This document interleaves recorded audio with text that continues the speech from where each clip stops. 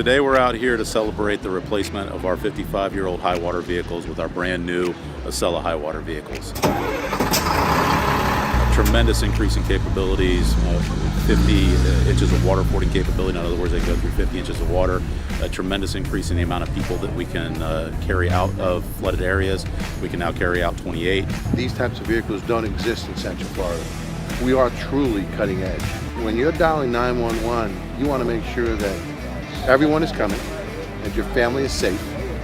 These two vehicles, this asset to us, is like no other asset in Central Florida. Now we can get out into some of these brush fires that we otherwise couldn't, go across creeks and hills and debris and get to those areas to help fight those fires.